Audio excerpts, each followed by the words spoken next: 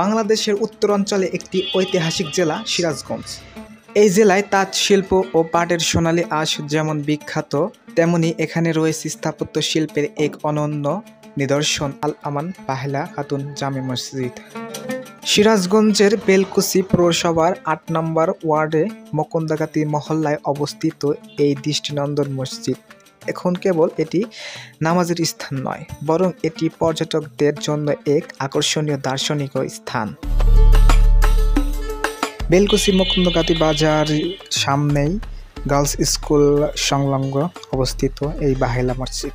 ২০১৬ সালে সেপ্টেম্বর মাসে এই মসজিদের ভিত্তিপ্রস্তর স্থাপন করা হয়। মকন্দগাতির কৃতি সন্তান শিল্পপতি মোহাম্মদ আলী সরকার তার প্রিয় মা বাহেলা খাতুন ও ছেলে আল আমান এর নামে মসজিদটি নির্মাণ করেন।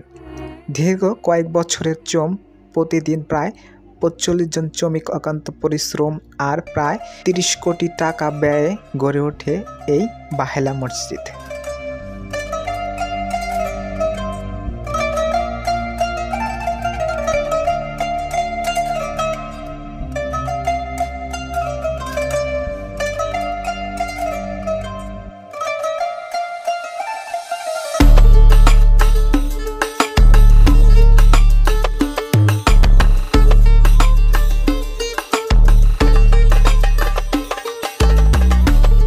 প্রতিটি মিনারের উচ্চতা প্রায় ১১০ ফুট, যা দূর থেকে দর্শকদের আকর্ষণ করে।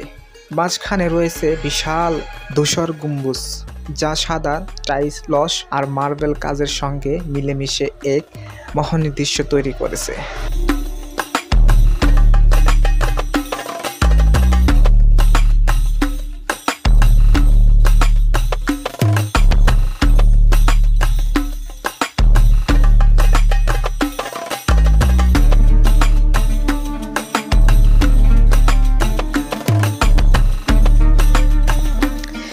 এখানে শুধু নামাজ আদায়ের জন্যই নয়, রয়েছে আধুনিক অজুখানা, পাঠাগার, ইমাম মুয়াজ্জিনের জন্য আলাদা কোয়ার্টার এবং ইসলামের জ্ঞান অর্জনের উপযুক্ত পরিবেশ।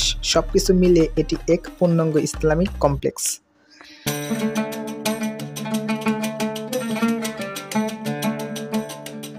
মসজিদে প্রবেশ করলেই চোখে পড়বে ঝকঝকে সাদা মার্বেলের মেঝে আর সুউচ্চ পিলার। ভেতরে সৌন্দর্য বাড়িয়ে দিয়েছে ঝলমলে ঝাড়বাতি ও চমৎকার কারুকাজ।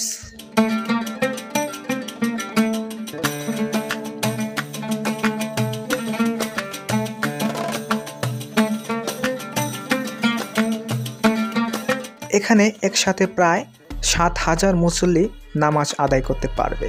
প্রশস্ত স্থান, শীতল পরিবেশ এবং আধুনিক সুবিধা মিলিয়ে এক মুসল্লিদের জন্য এক স্বস্তিদায়ক ইবাদতের জায়গা।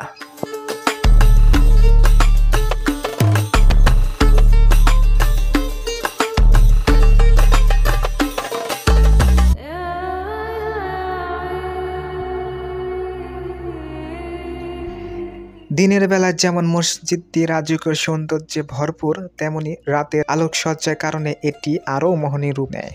চারপাশে সবুজ লন, আলোর ঝলকানি আর শান্ত পরিবেশ দার্শনিকদের মন কেড়ে নেয়। রমজান মাসে এই মসজিদের ভিড় হয় কয়েক গুণ বেশি। দেশ বিদেশ থেকে মানুষ আসেন এখানে তারাবি পড়তে। সেহরি ও ইফতারের সময় মসজিদের প্রসঙ্গ হয়ে ওঠে ভ্রমত্ব আর মিলনের এক অপরূপ দৃশ্য।